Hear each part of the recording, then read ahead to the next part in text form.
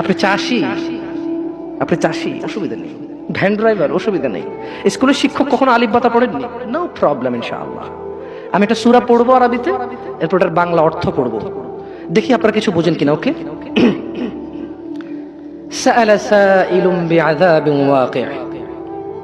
এক ব্যক্তি চাইলো সংঘটিত হোক, ঘটে যাক, হয়ে যাক শাস্তি, যা অবধারিত, যা আসবেই আসবে।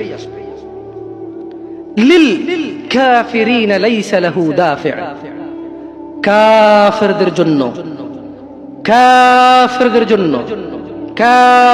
জন্য এটাকে ঠেকানোর, এটাকে আটকানোর কেউ নেই। তাহলে এক ব্যক্তি চাইলো এসে পড়ুক ওই শাস্তি যেটা আসবেই আসবে, আর যেটা আসলে কাফেরদেরকে বাঁচানোর কোনো পথই কি নেই। এটা এক ব্যক্তি চাইলো। আল্লাহ বলছেন যে মিনাল্লাহি যিল মাআরিজ, এটা আসবে, এটা আল্লাহর কাছে যিনি ঊর্ধ্বরোহণের সোপন সমূহের অধিকারী। এটা আসবে আল্লাহর কাছ থেকে, যিনি আকাশের উপর থাকে, যিনি মর্যাদাবান, যিনি বড়, যিনি মহৎ, ওনার কাছ থেকে এটা আসবেই আসবে।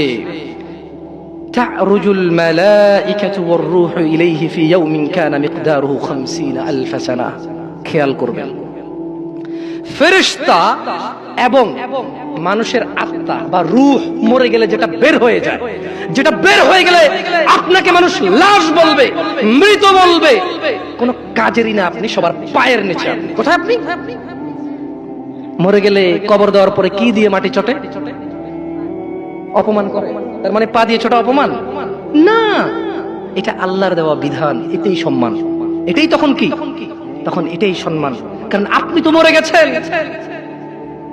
আপনি তো মরে গেছেন, আপনি তো নিজের কবরে নিজে যেতে পারবেন না, আপনার জন্য লোক লাগবে। এটাই আল্লাহর পক্ষ থেকে আপনার জন্য সম্মান। আপনি বলছেন অমুক তাবিজ দেয়, তুমুক পানি পড়া দেয়, তুমুকের দরবারে এই পাওয়া যায়, সেই পাওয়া যায়। আরে অমুক তুমুক যখন মারা গিয়েছিল নিজের কবরে নিজে যেতে পারেনি, আপনাকে কি দেবে? ইন্না লিল্লাহি ওয়া ইন্না ইলাইহি রাজিউন। আল্লাহর সাথে এত বড় অন্যায়, এত বড় গাদ্দারি করবেন না, এত বড় অন্যায় কথা কখনো বলবেন না। কেউ কিছু দিতে পারে না, কেউ দিতে পারে বাস আল্লাহ। এই দেশের এমপির কাছে যেতে পিএস লাগে, আল্লাহর কাছে যেতে কোনো কিচ্ছু লাগে না, শুধু সৎ আমাল লাগে। কি লাগে? সৎ কর্ম লাগে, কোনো মানুষ লাগে না। আল্লাহ কাউকে ঠেকা দিয়ে রাখেনি, আল্লাহ কারো কাছে ঠিকাদারে দিয়ে রাখেনি যে তুমি মাধ্যম ছাড়া আমার কাছে কেউ আসতে পারবে না। আল্লাহ মানুষের এইখান চাইতে কাছে। আল্লাহ মানুষের কি এই গলার যে পশমটা, এটা চাইতে আল্লাহ কাছে মানুষের। বুঝে আসছে না আসলে?